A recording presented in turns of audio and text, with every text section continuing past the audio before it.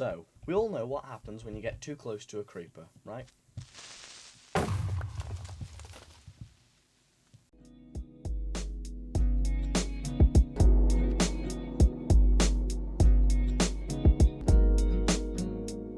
However, what you may not have known about creepers is that you can upgrade them.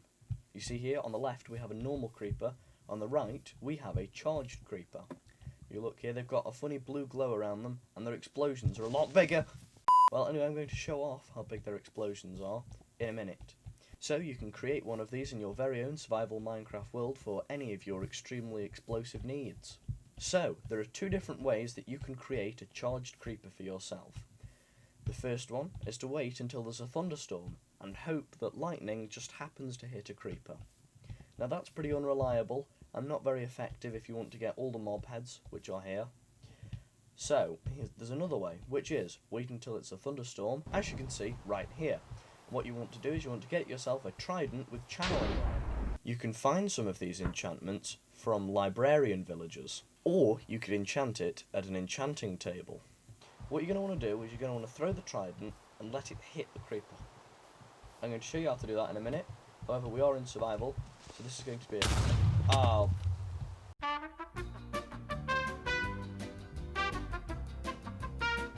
I think this is a good time to demonstrate the explosive power of a charged creeper. Look at that, it's a massive explosion. So what you're going to want to do is get your creeper, throw your channeling trident at them, and look, the bolt of lightning hits them and they become charged. Now, this may be quite difficult, especially when they're running towards you. Go away. So yes, with the new addition of the lightning rod, which will be added in one of the future updates, this entire process will be made a lot easier because lightning rods attract lightning when there's a thunderstorm. So all you'll need to do is build a pen, stick a bunch of creepers in it, and stick a lightning rod in. Presumably, put a lightning rod in there before the creepers, or it would make it a bit messy. Anyway, in the next part of the video, we're going to talk about mob heads. So, we'll go from left to right. First of all, the Steve head, or the player head. You can't actually get this in survival, so unfortunately, this one's gone to you. I've tested this numerous times, and even on the wiki, it says that you can't actually get it. So, if you want this, you'll have to either get it, go in creative mode, or get it through commands. Now the next one, the zombie head, does in fact drop from a charged creeper explosion. And the creeper one also drops from a charged creeper explosion. The ender dragon head, you find it in, you get it from end ships, inside the end cities, it's on the front of it. The skeleton one, you can also get from a charged creeper. You can get the wither skeleton skull from either killing wither skeletons regularly, and it also works with a charged creeper, which is nice. A few Easter eggs to go over first. This one is first. You see here when we click this lever, when any redstone power goes to the ender dragon head, the mouth starts moving. How fun's that? And also, that works when you put it on your head. So we'll do that now. You simply place it onto the head slot, and you see, when we walk around, look, the mouth moves. However, there are actually some practical benefits to wearing any of these mob heads in your game. The first one being that if you wear the mob head of a corresponding mob, their perception distance of you reduces by 50%. For example, if I put this zombie head on, if there were other zombies near me, as long as they were a certain amount of blocks away, the distance that they could detect that I was there would be reduced. And the same works for any of these, obviously not against the ender dragon because, well, it's the ender dragon, and I'm not sure it works for this because other players can still see you. Also, you can enchant any of these mob heads. There are two enchantments you can put on them. You can put Curse of Binding and Curse of Vanishing. Curse of Binding is fun for any pranks you want to do, because that means that when you put it on, or when you force it on someone else, they can't take it off. And Curse of Vanishing makes it so that when you die, and you've got one of these in your inventory, or on your head, they disappear forever. You can then apply these enchantments via an anvil. Also, when you put these in a dispenser, dispensers can also dispense mob heads onto players. I'm using a mannequin here, just so that you can see it. See here, look.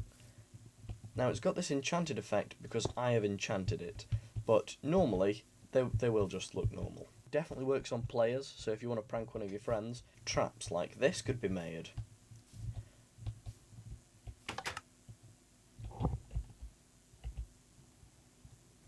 When you wear any of these, and also carved pumpkins, when you wear anything on your head that isn't a helmet, you actually disappear from the locator map. So some people on their Minecraft servers use locator maps to make sure everybody is where they should be. But if you want to go stealth mission, stick one of these heads on and you disappear from the locator map. There are also some fun crafting recipes for these. You can make the skeleton banner pattern like so.